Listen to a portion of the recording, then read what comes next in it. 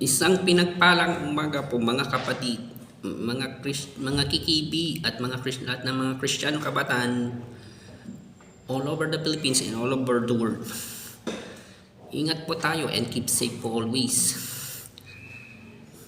Ang ating pag-aralan ngayong linggo ng umaga ito ay ang tungkol sa winning, labanan natin ang tukso, na pinakasikat na kanta ng grupong J Brothers. Ang kantang Labanan Natin ang Tukso ng J Brothers ay isang paalala sa kahalagahan ng katapatan at pag-iingat sa relasyon laban sa mga panlabas na banta at panunukso ng ibang tao. Sa konteksto ng salita ng Diyos, ang mensaheng ito ay may malalim na koneksyon at sa spiritual na pakikipaglaban na kinakaharap ng bawat Kristiyano laban sa kasalanan. Narito ang mga bersikulo sa Biblia, tatlong mahalagang aral at ang konklusyon na maaring nating magamit sa ating pagbabahagi. Mga talata o bersikulo sa Biblia tungkol sa paglaban sa tukso. 1 Corinthians chapter 10 verse 13. Walang pagsubok na dumating sa inyo na hindi nararanasan ng lahat ng tao. Ngunit matapat ang Diyos, hindi niya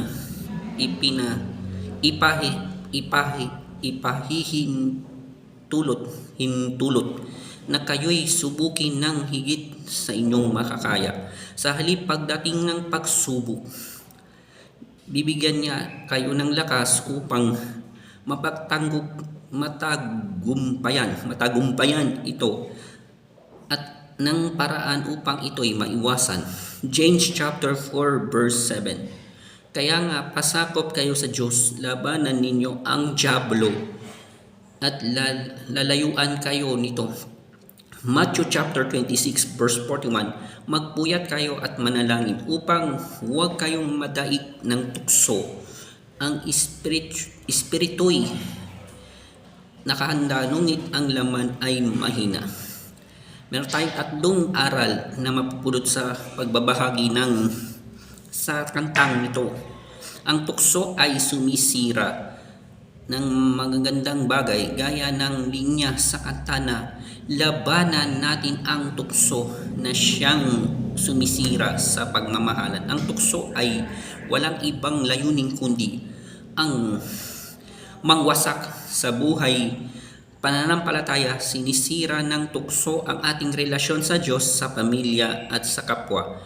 Ang pagkilala na ang tukso ay isang banta ay ang unang hakbang upang mapaghandaan ito. Kailangan ang pagkakaisa at pagpapasakop sa Diyos. Ang pamagat pa lang ay gumamit na ng salitang natin. Ibig sabihin, hindi ito kayang labanan ng mag-isa.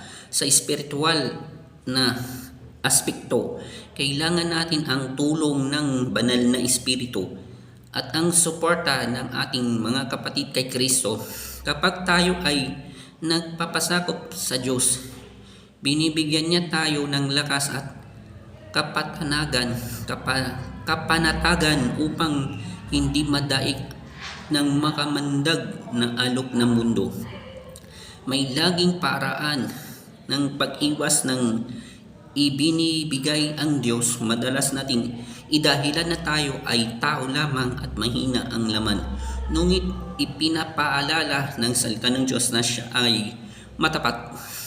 Hindi niya hahayaan at na matukso tayo ng higit sa ating kaya, at palaging siyang nagbubukas ng exit door o paraan ng pag-ilag upang mapanatili nating banal at matatag ang ating buhay.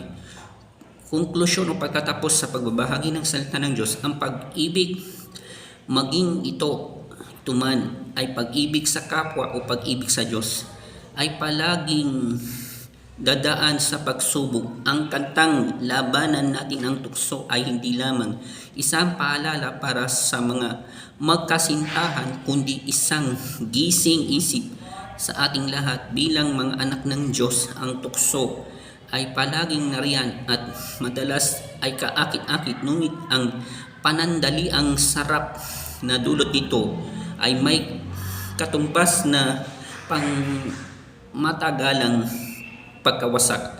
Ang tunay na tagumpay ay hindi nakasalalay sa sarili nating lakas, kundi sa ating pananalangin, pagbabantay at ganap na pagtitiwala sa katapatan ng Diyos. Kung paanong pinoprotektahan natin ang ating mga mahal sa buhay laban sa paninira ng iba, higit nating ingatan ang ating puso at kaluluwa sa pamamagitan ng pananatili sa presensya at salita ng Panginoon. Nais mong bang lapitan natin ito ng outline of balangas para sa isang maikling sermon, o may gustong mong dagdagan natin ang mga halimbawa mula sa Biblia gaya ng kwento ni Jose at unang pagsubok kay Jesus sa ilan?